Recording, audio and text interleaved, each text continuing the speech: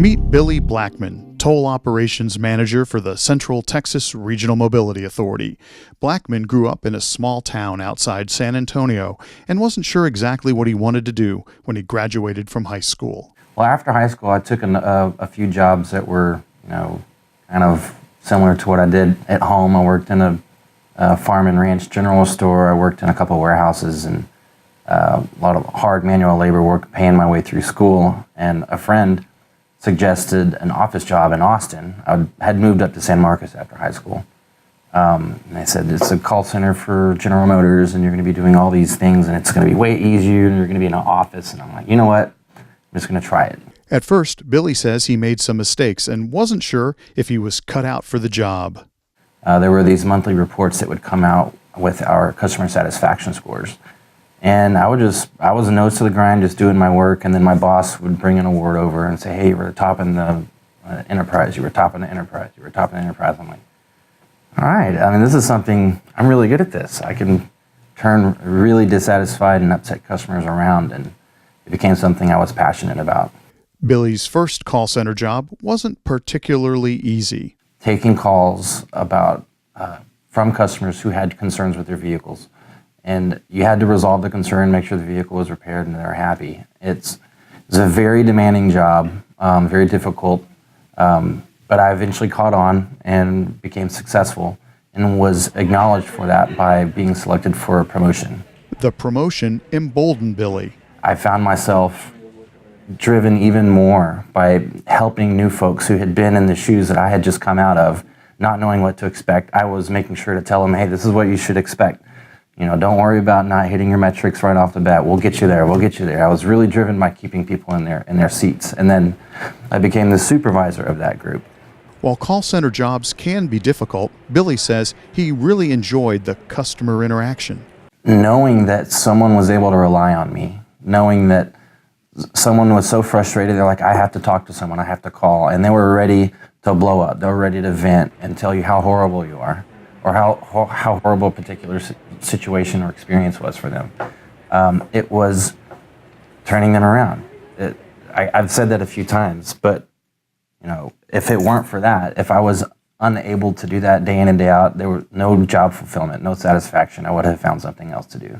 Billy says family support was also key to his success. I think that I drew satisfaction from what I was doing by talking to my mom. Like, she lived back home. I gave her a call every couple of days and tell her what I was doing. And she worked in customer service for Walmart. After several years of being a stay-at-home mom, I would tell her about a situation where I turned a customer around, and she would tell me how proud she was of me.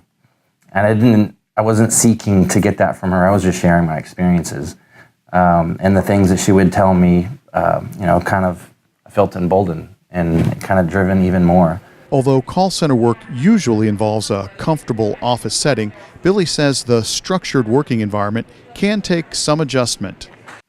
For me, it was sitting still for a long period of time. It was because I was so used to manual labor, moving around, getting my hands dirty, to sit for 8 hours a day.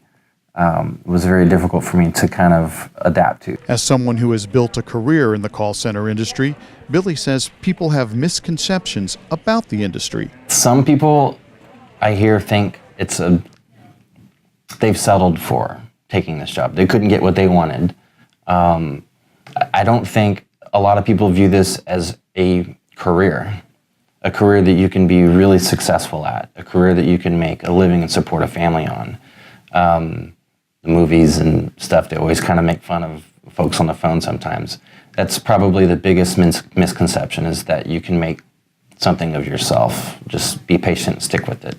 According to Billy, absenteeism is the biggest challenge in the call center industry, and not showing up for work can hurt your chances for advancement. It's a science, scheduling a call center, because the goal for a contact center, a call center, is to service a customer for a company or for an entity. And enabled to do that, you have to have everything to come together. You have to have the right amount of people hired and on the phone at the right time. So if everyone goes to break whenever they want, everything falls apart. So that's something that I would tell someone to expect day one, is follow your schedule and show up every day. In addition to showing up every day, Billy has some other advice for people who hope to build a career. Drive, patience. Nothing comes fast in the industry. It's like climbing a mountain. You don't get to the summit like that. It's a journey. So you've got to be patient. If you want to come in and make a career out of it, show up, do your job, and your time will come because you'll stand out. Billy says active listening is another key skill that is needed to succeed when working in customer service. So if you tell me hey, I'm really having a problem with this bill, or I'm having a hard time understanding why I'm being charged these fees, or my vehicle's this or my vehicle's that. Okay, let me understand and make sure I understand you correctly. So you've got this problem with your bill, and this is kind of causing you frustration and confusion. Oh, I completely understand that. Let me see what I can do. So it's not just someone talking to a wall. Someone hears you, they hear that you heard them, and that you're going to do something about it. Most important, Billy says you don't have to be a superstar on the first day. Most call centers offer on-the-job training, and they understand that new employees need some time to learn.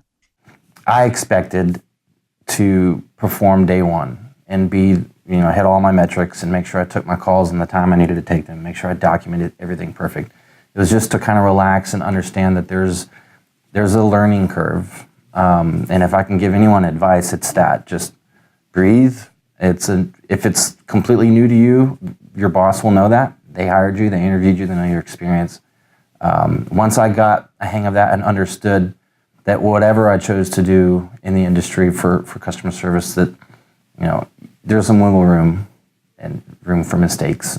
Billy's experience in the call center world helped him land his position at the Central Texas Regional Mobility Authority. He says there are all kinds of opportunities in the call center industry, and not all of them actually involve answering phones. The new people coming in, there's opportunities in training, in IT, leadership, QA, quality. As those people move on, opportunities open up for new folks. Definitely. I've seen so many people move up quickly because they took their job seriously and they wanted to do well.